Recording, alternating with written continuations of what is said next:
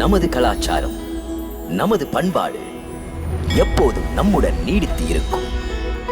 பாரத தேசத்தில் மகோனதமான புராண இதிகாசங்களை முழுமையாக அறிந்து கொள்ள சப்ஸ்கிரைப் திலக்.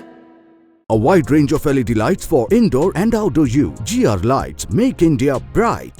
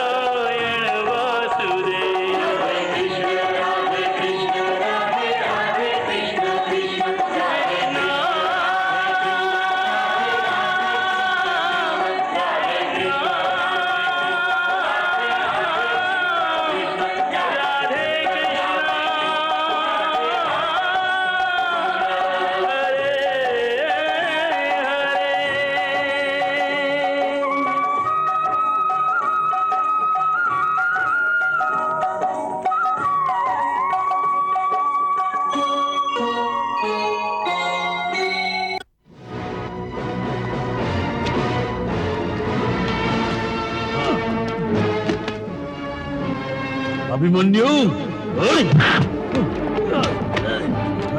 अभिमन्यु,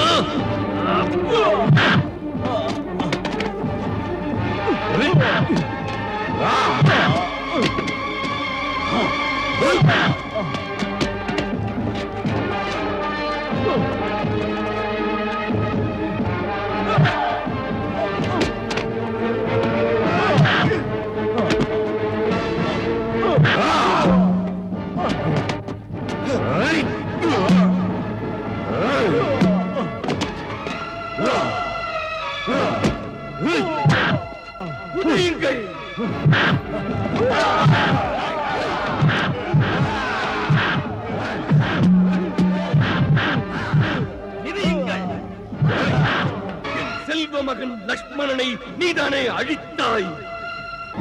இந்த வாங்கிக்கொள்.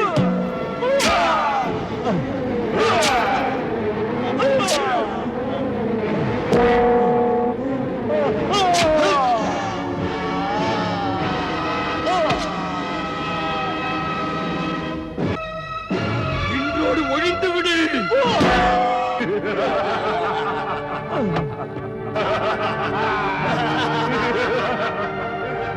ஜெயத்ரதா, நான் குந்தி புத்திரன் அர்ஜுனன் சபதம் செய்கிறேன். சிந்தூர் அரசன் ஜெயத்ரதன் நாளை சூரியாஸ்தமனத்திற்குள் தானே என்னிடம் வராவிட்டால் அல்லது யுத்தத்தை விட்டு ஓடினால் நான் வாசுதேவ ஸ்ரீகிருஷ்ணருடன் நான் குந்தி புத்திரன் அர்ஜுனன் நாளை சூரியாஸ்தமனத்திற்குள் அந்த ஜெயத்ரதனை கொன்று விடுவேன். இல்லையே அக்னியில் தீக்குளித்து என்னையே அழித்துக் கொள்வேன்.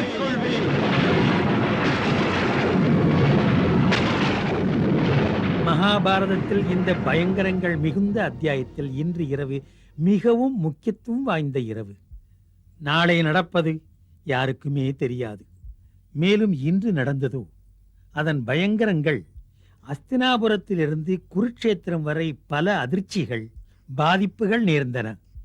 இன்று குந்தியுடன் காந்தாரி இருவரும் தங்கள் பேரன்மார்களை யுத்தத்திலே பலி கொடுத்தார்கள். மனிதர்களுடைய அகங்காரங்கள் சுயநலமாக ஆகும்போது இருபுறமும் இழப்புகள், வேதனைகள். ஒருவர் தோளில் ஒருவர் சாய்ந்து அழ விரும்பினார்கள். காந்தாரி மாளிகையிலிருந்து வெளிப்பட்டு விதுரர் வீட்டில் குந்தியை சந்திக்க வந்தாள்.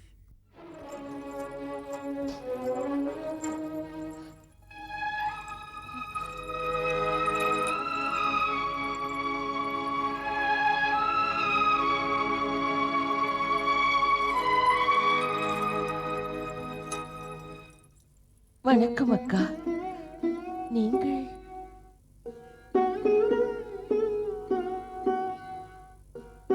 நீங்கள் ஆணையிட்டிருந்தால் நானே அங்கு வந்திருப்பேனே. ஒவ்வொரு மனிதருக்கும் ஏற்படும் துக்கம் எல்லோருக்கும் உள்ளதுதான்.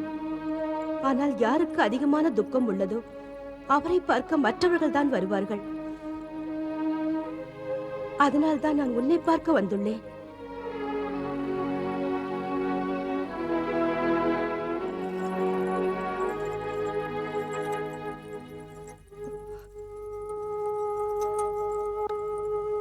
என் லக்ஷ்மணனுடைய துக்கத்தை விட அதிக சோகமானது உன் அபிமன்யுவுக்கு ஏற்பட்டுள்ளது. அவனை தர்மத்திற்கு விரோதமாக கொடூரமாக அடித்து கொன்றிருக்கிறார்கள். அதை கேட்டு என் மனம் நடுங்குகிறது. என் கனவிலும் கூட நான் நினைத்ததில்லை என் பிள்ளைகளின் கைகள் இப்படிப்பட்ட கொடிய நாகமாக இருக்கும் என்று. அக்கா, யார் பாவம் செய்திருக்கிறார்களோ அவர்கள் தண்டனை அடைந்தே தீருவர். மற்றவர்கள் செய்த பாவத்திற்கு நீங்கள் ஏன் வருத்தப்பட வேண்டும்? ஏனெனில் இந்த கொடூரமான பாவத்தை செய்தவர்களை நான் தானே பெற்றெடுத்தேன். தனியாக இருக்கும் போது யோசித்தால் என் முன்னால் நியாயத்தின் தராசு வந்து நிற்கிறது. எந்த தட்டில் என் பிள்ளைகள் இருக்கிறார்களோ அதில் பாவத்தின் சுமைகள் நிறைந்து வழிந்து அவர்களை அழிக்க காத்திருக்கின்றது. இந்த பேதையின் பெற்ற வயிறு பற்றி எரிகிறது. அக்கா, தங்களைத்தானே நொந்து கொண்டு உங்கள் மனதை சங்கடப்படுத்தாதீர்கள். உங்களுக்கு இத்தனை வேதனை வேண்டாம். எனக்கு நன்றாக வேண்டும் குந்தி, நன்றாக வேண்டும். ஏனென்றால் உனக்கு நடந்த கொடுமைகள் பாண்டவர்களுக்கு நடந்த கொடுமைகள். அந்த கொடுமைகளுக்காக நான் உங்களிடம் மன்னிப்பு கேட்க கூட அருகதையற்றவள். நாங்கள் கௌரவர்கள் அனைவரும் சேர்ந்து உங்கள் எல்லோருக்கும் எவ்வளவு அவமானம் ஏற்படுத்தினோம். நியாய அநியாயத்தை மறந்து பாண்டவ குல மருமகளை சொல்ல வெட்கமாக இருக்கிறது. அன்று நம்முடைய திரௌபதிக்கு அரச சபையில் வஸ்திராபரணம் நடந்தது. இவ்வளவு பெரிய கொடூரம் நடந்த பிறகும் என் கண்கள் ஏன் திறக்கவில்லை? அதனால்தான் கடவுள் கௌரவர்களாகிய எங்களுக்கு இந்த கொடிய பாவத்திற்கு தண்டனை தர விரும்புகிறார். அதற்காகவே இந்த யுத்தம் நடக்கிறது. மேலும் இந்த யுத்தத்தில் நாங்கள் செய்த பாவத்திற்கு தண்டனை அனுபவித்தே ஆக வேண்டும். என்னால் இந்த யுத்தத்தை நிறுத்த முடியவில்லை. அக்கா, நாம் பெண்கள், நாம் நினைத்தாலும் யுத்தத்தை நிறுத்த முடியாது.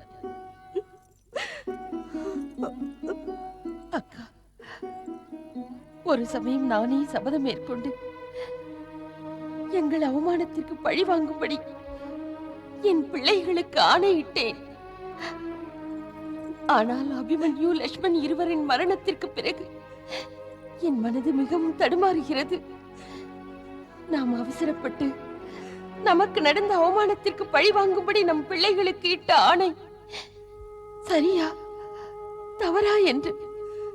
குந்தி, தர்மத்தின் படி பார்த்தால் உன்னுடைய முடிவு சரியானதுதான். அக்கா, ஆம் குந்தி, ஒருவேளை கடவுளுக்கு கௌரவர்களின் சர்வநாசம் பிடிக்கவில்லை என்றால் இந்த யுத்தம் ஏன் நடக்க வேண்டும்? ஏன் கௌரவர்களும் என்னை போல் தங்கள் கண்களை தானே கட்டிக்கொண்டு குருடர்களைப் போல் யுத்தத்தில் இறங்கினார்கள்? எல்லாவற்றுக்கும் மேலாக பிதாமகரின் நிலைமை, அம்பு படுக்கையில் படுத்து கிடக்கிறார்.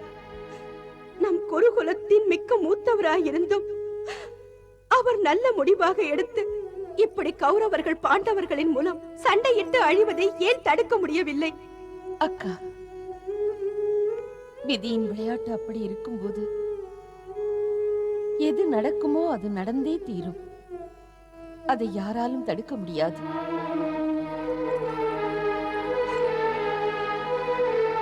ஒவ்வொரு சம்பவத்தின் பலனாக என்னென்ன விளைவுகள் ஏற்படுமோ தெரியவில்லை.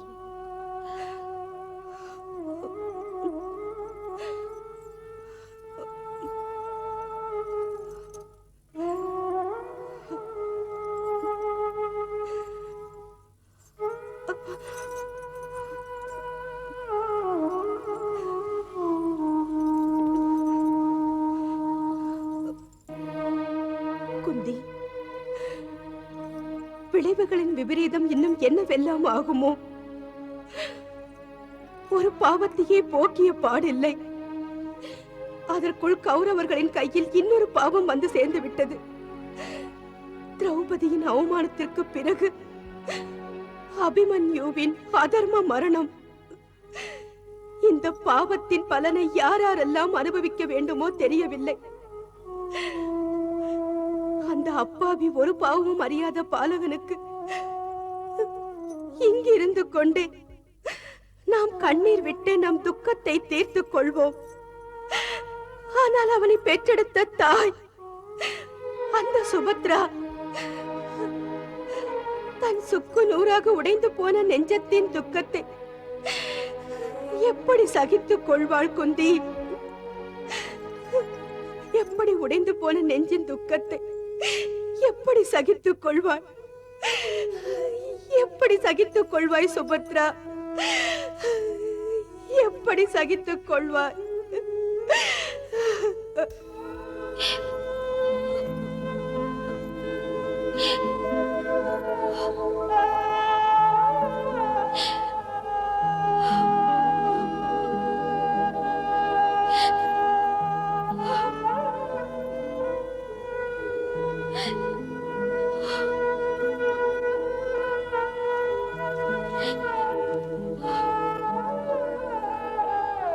சுபத்ரா,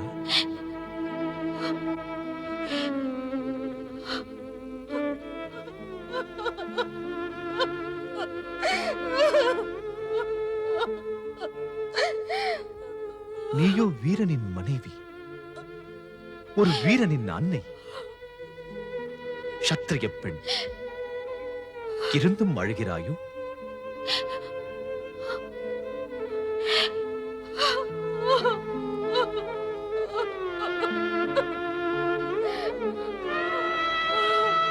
வீரர்களின் மரணத்தில் கண்ணீர் விடக்கூடாது. ஒரு மாதாவின் மனது எப்படி அழாமல் இருக்க முடியும்? அந்த உடைந்து போன மனதில் ரணம் ஒருபோதும் மாறவே ஆறாது. அழாமல் என்னதான் செய்வது? சுபத்ரா, மரணம் என்பது மறுக்க முடியாத உண்மை. எல்லோரும் ஒரு நாள் உடலை தியாகம் செய்ய வேண்டும். ஆனால் தாய் உயிருடன் இருக்கும் போது பிள்ளையை பிரித்துக் கொண்டால் அது எந்த விதத்தில் நியாயம்? அதோடு அபிமன்யு ஒன்றும் அறியாத சிறிய பாலகன்.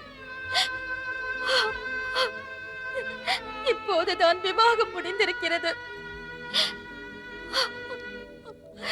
அவன் கழுத்தில் அணிவித்த மாலையில் உள்ள பூவின் வாசம் இன்னும் சுற்றுப்புறங்களில் வீசிக் கொண்டிருக்கிறது.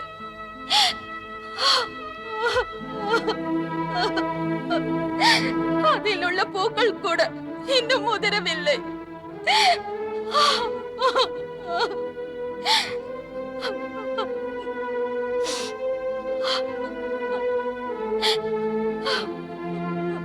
அதற்குள்ள அதை அவன் சிதைக்கு போட வேண்டியதாயிற்று. சுபத்ரா, நீ வருத்தப்படுவதனால் வாழ்க்கையின் நியதி மாறிவிடாதல்லவா? தெரியும். எந்த மரணமும் பொய்யாக போவதில்லை. ஆனாலும் நான் அந்த மரணத்திடமே கேட்கத்தான் போகின்றேன். உனக்கு என்ன அதிகாரம் உள்ளது? பெற்ற தாயை ஒரு வார்த்தை கேட்காமல் அவள் மகனின் உயிரை பறித்துக் கொண்டாய் என்று என்ன அதிகாரம் உள்ளது? ஒரே சமயத்தில் தாயின் மடியையும் மனைவியின் மாங்கல்யத்தையும் ஏன் பறித்துக் கொண்டாய்? அதோடு அவன் குழந்தை இன்னும் பிறக்க கூட இல்லை. அதற்குள் அவன் தந்தையை பறித்துக் கொண்டாயே.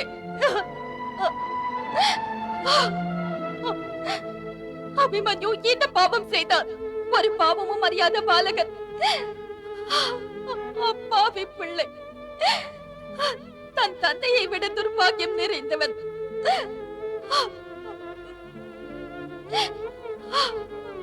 அபிமன்யுவோ 13 ஆண்டுகள் தான் தன் தந்தையை பார்க்க கூட முடியாமல் இருந்தான். ஆனால் அவன் மகனுக்கோ எப்போதும் பார்க்கவே முடியாமல் போய்விட்டது.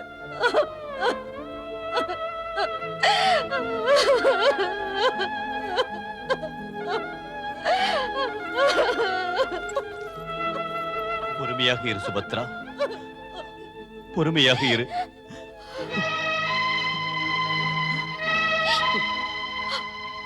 பொறுமையாகவா? எப்படி பொறுமையாக இருக்க முடியும்? என் மகனை என் வயிற்றில் வைத்து பத்திரமாக காப்பாற்றியவனை தந்தையான உங்களை நம்பி உங்கள் கையில் ஒப்படைத்தால் கௌரவர் போன்ற கொடியவர்களின் நடுவில் அவனை தனியாக விட்டுவிட்டு எங்கே சென்று விட்டீர்கள்? கொன்று விட்டீர்களே என் மகனை, கொன்று விட்டீர்களே.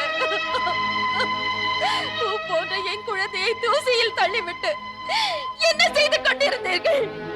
நீங்களும் ஒரு மாவீரனா? உங்கள் மானங்கள் பெற்ற மகனை கூட காப்பாற்ற முடியவில்லை. என் மகனை காப்பாற்றவில்லையே. என் மகனை காப்பாற்றவில்லை. சுபத்ரா, இன்னும் எவ்வளவு காலம்தான் இப்படியே நீ அழப்போகின்றாய்? சத்தியத்தை புரிந்து கொள். எது நடக்குமோ அது நடந்தே தீரும். நடப்பதை யாராலும் தடுக்க முடியாது. ஆம், ஒரு விஷயத்தை மட்டும் முழு நம்பிக்கையுடன் நான் கூறுகின்றேன். அபிமன்யுவின் இந்த பலியானது ஒருபோதும் வீணாகாது. சுபத்ரா, அபிமன்யுவை கௌரவர்கள் வதம் செய்து அதர்மத்தின் எல்லைக்கே போய்விட்டார்கள். செய்த அதர்மத்திற்காக ஒவ்வொருவரும் அதற்குரிய பலனை நிச்சயம் அனுபவித்தே தீர வேண்டும். நாளை சூரியஸ்தமனத்திற்குள் பாவி ஜெயத்ரதனுடைய தலை இந்த யுத்தகளத்திலே நிச்சயம் உருளும். அதன் பின் ஒருவர் பின் ஒருவராக கௌரவர்கள் மடிந்து போவார்கள். சிருஷ்டிகள் அனைத்துமே சாட்சி. நான் சொல்வது நடக்கும் சுபத்ரா, நான் சொல்வதை நீ நம்பு. அவன் என் மகனை துடிக்க துடிக்க கொன்றான். அதனால் நான் அவன் மகனை கொன்றேன். அதுதான் நடந்தது. நான் என் மகனின் மரணத்தால் துடித்துக் கொண்டிருக்கின்றேன். இப்போது அர்ஜுனனும் இதே போல் துடிப்பான். ஆனால் உங்கள் இருவரின் போட்டிக்கிடையில் நான் ஒன்றுமில்லாமல் பாதிக்கப்படுகிறேனே. தங்களுக்கு ஒன்றும் நேராது, ஒன்றும் நேராது சிந்து அரசே. எதுவும் நடக்காது என்று தைரியமாக நம்மால் உட்கார்ந்திருக்க முடியாது. நாம் ஏதாவது உபாயம் செய்து சிந்து அரசை காப்பாற்றியாக வேண்டும். ஏதாவது செய்தாக வேண்டும். என்ன செய்து என்ன பயன்? நியாய அநியாயம் அதன் பலனை அடைந்தே தீரும். அதிலிருந்து ஒருவராலும் மீள முடியாது. அதனால் என் மரணம் நிச்சயம். இல்லை, உங்களை காப்பாற்ற ஒரு வழி இருக்கிறது. நாளை யுத்தகளத்தை விட்டு எங்காவது சென்று விடுங்கள். அர்ஜுனன் தன் சபதத்தில் சொல்லி இருக்கிறார், சிந்து அரசன் போர்க்களத்தை விட்டு சென்று விட்டால் நான் அவரை கொல்ல மாட்டேன் என்று. நீங்கள் சரியாக சொன்னீர்கள் கிருபாச்சாரியாரே. நானும் யுத்த பூமியை விட்டு செல்லத்தான் விரும்புகிறேன். சிந்து அரசரே, நீங்கள் ஏன் கோழை போல் பேசுகிறீர்கள்? யுத்த பூமியை விட்டு ஓடுவதால் நீங்கள் எங்கள் வீரத்தை அவமானப்படுத்துகிறீர்கள். மன்னித்து விடுங்கள் அங்கரசனே, இதில் அவமானம் என்ன இருக்கிறது? நீங்கள் ஆக்கபூர்வமாக யோசியுங்கள், அப்போது புரியும். நான் சொல்ல வந்தது, மகாராஜா ஜெயத்ரதன் யுத்த பூமியை விட்டு போக வேண்டும். இல்லாவிட்டால் கோபம் கொண்ட அர்ஜுனன் வில்லிலிருந்து வரும் பானம் எத்தனை கௌரவர்களை யமலோகம் அனுப்பும் தெரியாது. அர்ஜுனனுடைய பானங்களை தடுக்கும் சக்தி என்னிடம் உள்ளது கிருபாச்சாரியரே, அதையும் தெரிந்து கொள்ளுங்கள். உங்கள் சக்தியை எல்லாம் மற்றொரு சமயம் காட்டுங்கள் அங்கரசனே. அர்ஜுனன் மட்டுமே மிகப்பெரிய சேனைக்கு சமானம். அதுவும் அவன் ஆணையிட்டால் தன் முழு பலத்தையும் உபயோகப்படுத்தி அதை எப்படியாவது நிறைவேற்ற பார்ப்பான். அதனால் நாம் அவனை அவன் சபதத்தை நிறைவேற்ற விடாமல் செய்ய வேண்டும். எனக்கு எதுவும் புரியவில்லை. குரு துரோணாச்சாரியரே, இது பற்றி நீங்கள் என்ன கூறுகிறீர்கள்? யுவராஜா, இதில் எந்த சந்தேகமும் இல்லை. நாம் ஒவ்வொரு தாக்குதலுக்கும் பதில் கூறியே ஆக வேண்டும். ஆனால் நாளை நடக்கும் யுத்தத்தில் அர்ஜுனன் முதலில் ஆக்கிரமிப்பான். நாமோ காப்பாற்றிக் கொள்வதற்கு யுத்தம் செய்ய வேண்டும். யுத்தத்தில் ஆக்கிரமிப்பவர்களே அதிக லாபம் அடைவார்கள். கௌரவர்களுக்கு தான் அதிக நஷ்டம் இருக்கும். தாங்கள் எல்லோரும் என்ன நினைக்கிறீர்கள்? என்னை கேட்டார், சிந்து அரசன் யுத்தத்தை விட்டு விலகி இருப்பதே நன்மை. ஏனெனில் கோபத்தில் அர்ஜுனன் பாண்டவரின் அஸ்திர கூடத்திலிருந்து புறப்பட்ட சக்தி வாய்ந்த அஸ்திரமாக இருப்பான். குருதேவா, நமக்கு எப்படி பாண்டவர் சார்பில் அர்ஜுனன் பயங்கர அஸ்திரமாக இருப்பானோ அதுபோல அவர்களுக்கு நமது சார்பில் ஜெயத்ரதன் சக்தி வாய்ந்த அஸ்திரமாக இருப்பான். என்ன சொல்கிறீர்கள் மாமா? இங்கு சிந்துராஜனின் உயிர் சங்கடத்தில் உள்ளது. ஆனால் நீங்களோ அவனை கௌரவர்களின் பயங்கர அஸ்திரம் என்கிறீர்களே. நான் சரியாகத்தான் சொன்னேன். நாம் இந்த பயங்கர அஸ்திரத்தால் பாண்டவரின் பயங்கர அஸ்திரத்தை, அதாவது அர்ஜுனனை அழித்து விடலாம். அர்ஜுனனை அழித்து விடலாம்? மாமா அவர்களே, இது என்ன வலை வீசுகிறீர்கள் தாம்? மருகனே, நான் வலையைத்தான் வீசப் போகிறேன். அந்த வலையின் பெயர் ஜெயத்ரதன். ஜெயத்ரதன்? சிந்து அரசன் ஜெயத்ரதன் தான் இப்போதுள்ள வலை. இதை நாம் யுத்தத்தில் வீசி யுத்தத்தையே வென்று விடலாம். மேலும் நீங்கள் இதன் மூலம் அந்த பாண்டவர்களை யுத்த பூமியை விட்டே ஓடச் செய்யலாம். ஜெயத்ரதனை வலையாக வீசி நாம் யுத்தத்தில் ஜெயிக்கலாம். அது எப்படி மாமா? எனக்கு உங்கள் யோசனை புரியவில்லை. பார் மருகனே, நன்றாக யோசித்துப் பார். இது உனக்கே நன்றாக தெரியும். அர்ஜுனன் இல்லாமல் பாண்டவர்கள் செயலிழந்து விடுவார்கள். அர்ஜுனனுக்கு மரணம் ஏற்பட்டால் பாண்டவர்கள் ஓடிவிடுவார்கள். சொல்வது சரிதானே? சேனாதிபதி, சொல்வது சரிதானே? நீங்கள் சொல்வது சரிதான் காந்தார அரசனே. பிறகு நீங்கள் வேகத்துடன் யுத்த களத்திற்கு சென்று வெற்றி பெறும் சக்தியை மாற்ற வேண்டியதுதானே? ஒரே ஒரு நாள் மட்டும் நம்மால் சிந்து அரசனை காக்க முடியாதா?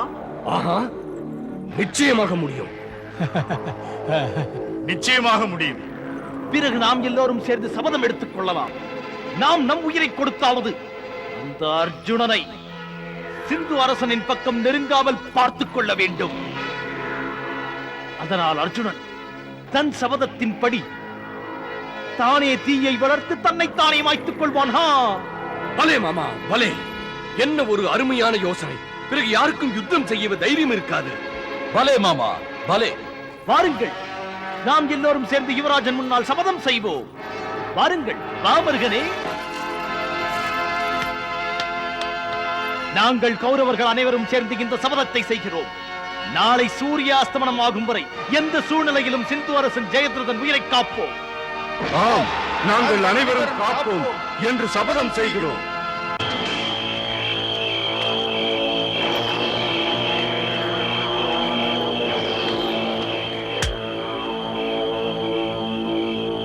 எல்லோரும் சபதம் எடுத்தார்கள். ஆனால் அன்று இரவில் கௌரவர்கள் பாசறையில் யாருமே தூங்கவில்லை. நாளை என்னாகுமோ என்று அனைவர் நாடியும் துடித்துக் கொண்டிருந்தது. ஜெயத்ரதன் காப்பாற்றப்படுவானா முடியாதா என்ற ஒரே கேள்வி. சகுனிக்கும் உள்ளூர இனம் புரியாத ஒரு அச்சம்.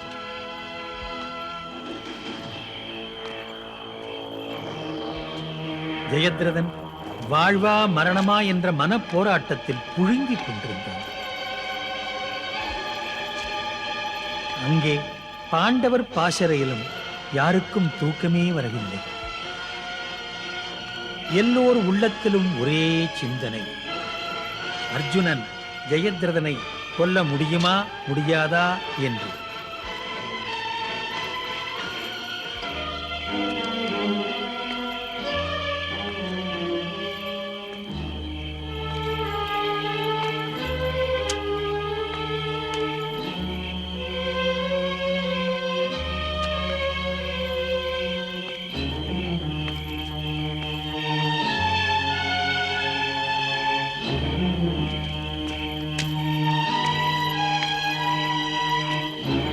மருகனே, இன்னும் தூங்கவில்லையா? இல்லை மாமா அவர்களே, எனக்கு தூக்கம் வரவில்லை. நாளை என்ன நடக்கும் என்று கவலைப்படுகிறாயா? மாமா அவர்களே, நாளை அர்ஜுனனின் மரணம் நிச்சயம் அல்லவா? ஆம் மருகனே, நாளை வரைதான் இந்த கவலை. அதுவும் சூரிய அஸ்தமனம் வரைதான். அதனால் தான் சூரிய உதயத்திற்காக காத்துக் கொண்டிருக்கிறேன். உதயம் ஆனால் தானே அஸ்தமனமும் ஆகும். இதில் இப்படி அவசரப்படவும் சஞ்சலப்படவும் என்ன இருக்கிறது மருகனே? நாம் கவலைப்படுகிறோம் என்று சூரியன் சீக்கிரம் உதிக்கப் போவதும் இல்லை, அஸ்தமிக்கப் போவதும் இல்லை. அதனால் போய் தூங்கு. அம்பு படுக்கையில் படுத்திருக்கும் பீஷ்மர் ஒருபுறம் அர்ஜுனன் மகன் அபிமன்யு, இன்னொரு புறம் துரியோதன் மகன் லக்ஷ்மணன் இருவரின் மரணத்திற்காக வேதனைப்பட்டார்.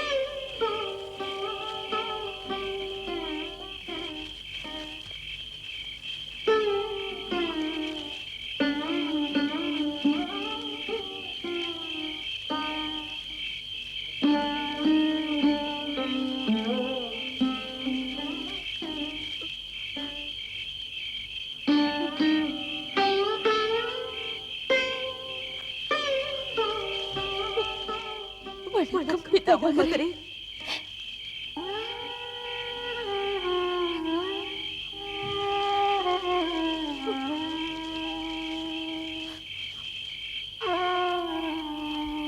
சௌபாகியவதி பவ. சுபத்ரா, திரௌபதி, அபிமன்யுவின் விஷயம் கேட்டு சமாதானம் சொல்வதற்கு நானே உங்களை பார்க்க வர வேண்டும் என நினைத்தேன். ஆனால் என்னுடைய இந்த நிலைமை உங்களை இங்கே வரவழைத்தேன். அதனால் உங்கள் இருவருக்கும் சிரமத்தை ஏற்படுத்தி விட்டேன். அபிமன்யுவின் மரணத்தையே தாங்கிக் கொண்டிருக்கிறோம். ஒரு ஒரு ஒரு தாய்க்கு இதைவிட பெரிய துக்கம் என்ன இருக்க முடியும் பிதாமகரே? என்ன இருக்க முடியும்? அழாதே சுபத்ரா, அழாதே.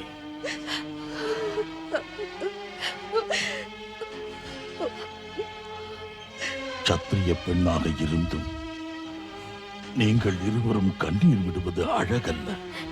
சத்திரிய பெண்ணும் ஒரு தாய் தானே. நானோ ஒரு துர்பாகியவதியான தாய். எனக்கு இருந்ததோ ஒரு பிள்ளை. அந்த பிள்ளையையும் அகால மரணத்திற்கு ஆளாக்கிவிட்டு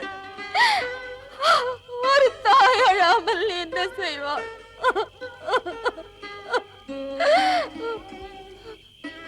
பிதாமகரே, தாங்கள் சேனாதிபதியாக இருந்திருந்தால் எங்கள் அபிமன்யு உயிருடன் இருந்திருப்பார். ஏனெனில் தாங்கள் கௌரவர்களை இப்படிப்பட்ட ஒரு கொடுமையை செய்வதற்கு கண்டிப்பாக அனுமதிக்க மாட்டீர்கள். ஆம் பிதாமகரே, நீங்கள் மட்டும் இருந்திருந்தால் அபிமன்யுவை நிச்சயம் காப்பாற்றியிருப்பீர்கள்.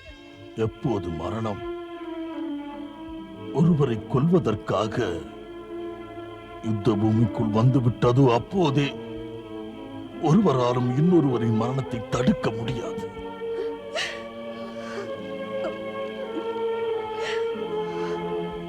ஒருவன் எவ்வளவு பெரிய வீரனாக இருந்தாலும் அவன் மரணத்தை ஜெயிக்கவே முடியாது.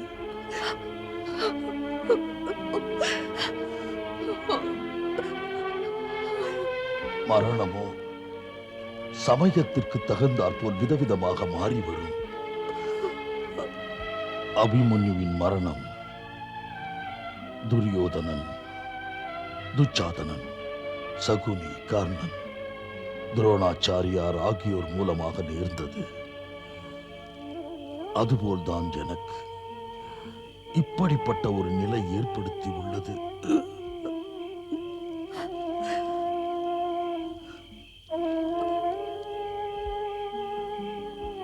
இப்போது அந்த ஜெயத்ரதனுக்கு மரணம் அர்ஜுனன் மூலமாக வர இருக்கிறது. அந்த யுத்த பூமியில் நானும் இருந்திருந்தால் அபிமன்யுவின் மரணத்திற்கு காரணமாகியிருப்பேன். இல்லை, அப்படி இருக்க முடியாது. அப்படி இருக்காது பிதாமகரே, அப்படி இருக்காது. உங்கள் இருவரின் எண்ணத்தையும் துக்கத்தையும் நான் புரிந்து கொள்கிறேன். ஒன்று மட்டும் சொல்கிறேன், யார் ஒருவர் பிறக்கிறார்களோ அவர்கள் இறந்தே ஆக வேண்டும். யார் இறக்கிறார்களோ அவர்கள் மறுபடியும் பிறந்தாக வேண்டும். இதுதான் சிருஷ்டியின் நியதி. இதில் துக்கம் எதற்கு?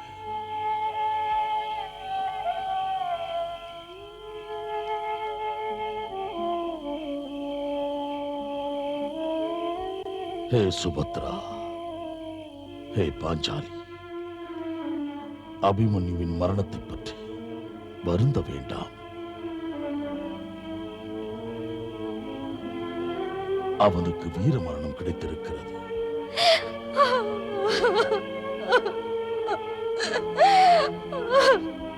அவனுக்கு வீர மரணம் கிடைத்திருக்கிறது. இப்படி ஒரு சௌபாக்கியம் எந்த வீரனுக்கும் கிடைக்காது.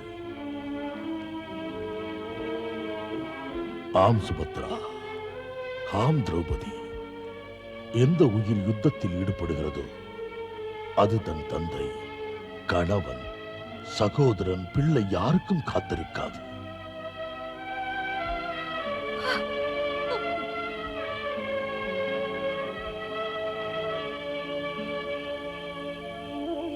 ஆம், ஒருவேளை அவர்கள் உயிருடன் வந்தால் அது அவன் செய்த புண்ணியத்தின் பலனாகும்.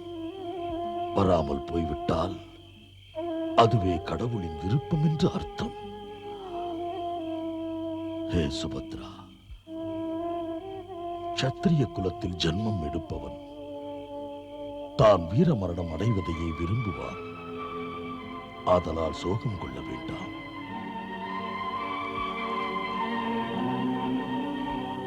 சாஸ்திர சம்பிரதாயங்களை கடைபிடித்ததனால் அபிமன்யுவிற்கு புண்ணியலோகம் கிடைத்துள்ளது.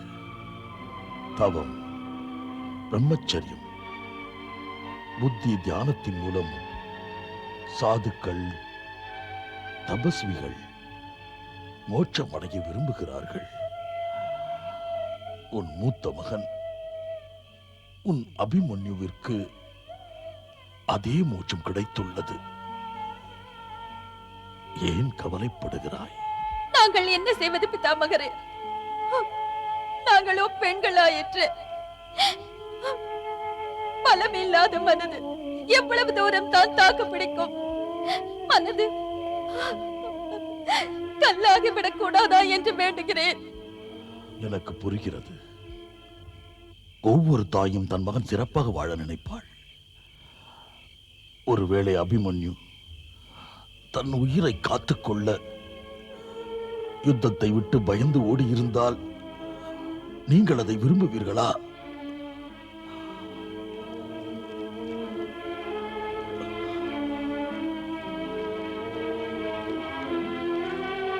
மாட்டீர்கள் அல்லவா? நீங்கள் இருவரும் சிந்தித்து பாருங்கள். அபிமன்யு நம் குலத்திற்கு களங்கமா விளைவித்தான்? இல்லையே. அபிமன்யு குலத்திற்கு களங்கமா? இல்லையே. திலகமாக விளங்கினான். அந்த திலகம் தன் குலத்தின் பெருமையை எப்போதும் ஒளிர செய்து கொண்டிருக்கும்.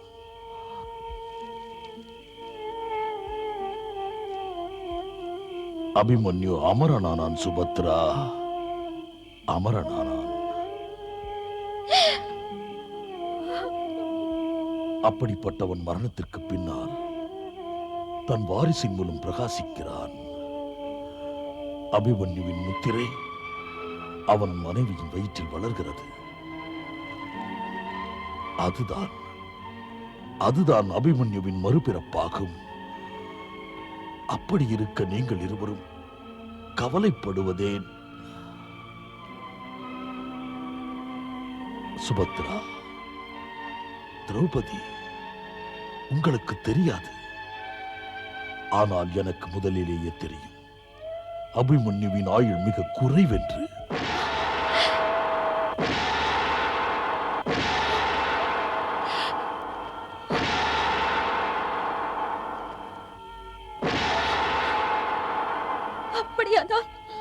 அபிமன்யுவின் பிறப்பின் போது குருகுலத்தின் ராஜ ஜோதிடர் எனக்கு அபிமன்யுவை பற்றி சொல்லிவிட்டார்.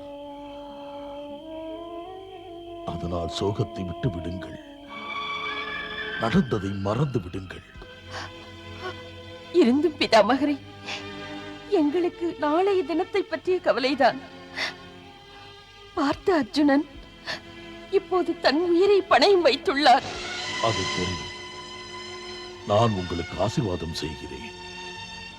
அர்ஜுனன் தன்னுடைய சபதத்தை கண்டிப்பாக நிறைவேற்றுவான். அவன் மிக சிறந்த வில்வீரன். அதெல்லாவற்றையும் விட அவன் பகவான் ஸ்ரீ கிருஷ்ணருடைய பக்தன், நண்பனும் கூட. பகவான் ஸ்ரீ கிருஷ்ணருடைய கருணையால் அவனுக்கு பாதுகாப்பு எப்போதும் உண்டு. அதை ஞாபகத்தில் வைத்துக் கொள். நாளை அர்ஜுனனுக்கு எதுவும் நேராது. அவன் நிச்சயம் வெற்றி அடைவான். பிதாமகரே, உங்களுடன் பேசியதில் எங்கள் மனது மென்மையானது. எங்களுக்கு விடை கொடுங்கள் பிதாமகரே.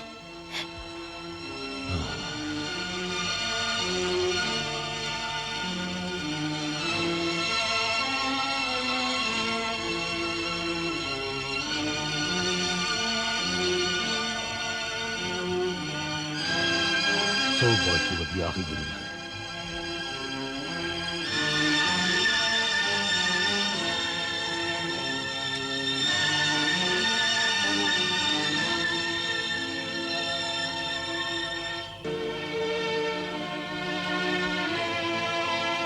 ஹே வாசுதேவா, நீ எனக்கிட்ட பணியை நான் முடித்து விட்டேன். மேற்கொண்டு நடப்பதை நீயே பார்த்துக்கொள். நாளை சூரிய அஸ்தமனத்திற்குள் மகாராஜா, சூரிய அஸ்தமனத்திற்குள் அர்ஜுனன் நமது மாப்பிள்ளை ஜெயத்ரதனின் உயிருக்கு பணயம் வைத்துள்ளார். இல்லை காந்தாரி, அப்படி நினைக்காதே. அர்ஜுனன் தன் சபதத்தின் மூலம் தன் மரணத்தையும் முடிவு செய்துள்ளான். இப்படியும் நடக்கலாம். அவன் ஜெயத்ரதனை கொல்லாமலும் போகலாம். ஆனால் அர்ஜுனனிடம் இருந்து ஜெயத்ரதனை யார் காப்பாற்றுவார்கள் மகாராஜா?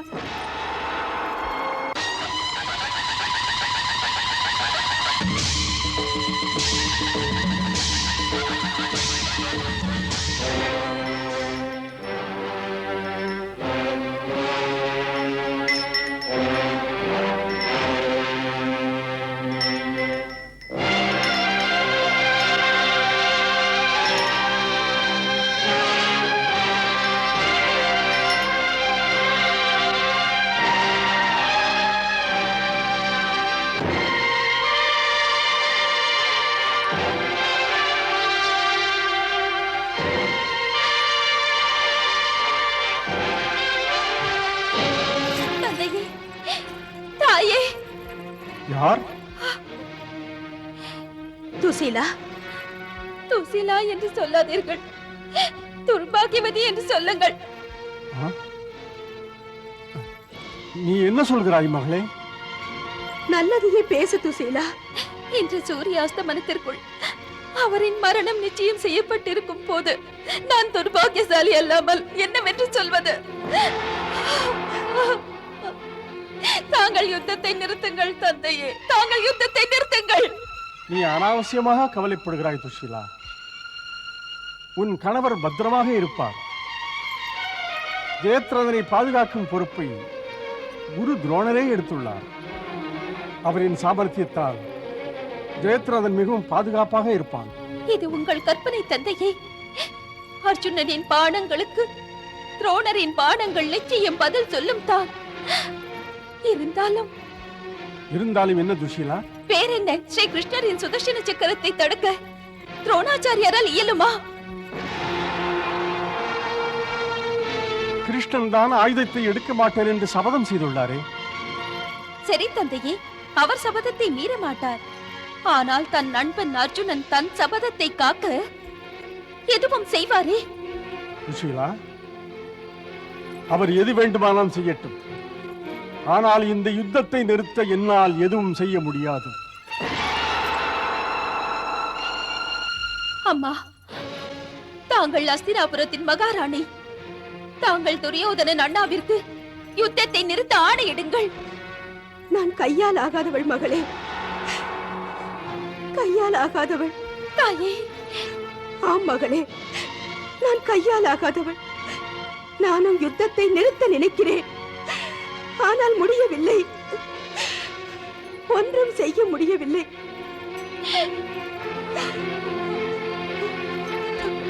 நீ உன் கணவனின் உயிரை காக்க அஸ்தினாபுரத்தின் மன்னனிடம் கண்ணீர் விட்டு மன்றாடுகிறாய். நானும் பல முறை இதே அஸ்தினாபுரத்தின் மகாராஜாவிடம் என் மகன்களின் உயிருக்காக அழுது புலம்பி மன்றாடி இருக்கிறேன். இருந்தும் இந்த அஸ்தினாபுரத்து மகாராஜா என் பேச்சுக்கு செவி சாய்க்கவில்லை. இப்போது என் மடியில் பிறந்தவர்கள் எல்லோரும் அழிந்து விடுவார்கள் என்று நினைக்கிறேன். காந்தாரி, மன்னியுங்கள் மகாராஜா, ஆனால் அப்படித்தான் தோன்றுகிறது. இந்த மகா யுத்தம் கௌரவர்களை அழித்து விடுமோ என்று அஞ்சுகிறேன். அதனால் துசீலா, இந்த பாவியான தாயை மன்னித்து விடம்மா. அதான் என் மகளின் துடைக்க நான் கண்ணீர் விடுவதை தவிர ஒன்றும் செய்ய முடியாது மகளே. என்னை மன்னித்து விடு மகளே, என்னை மன்னித்து விடு.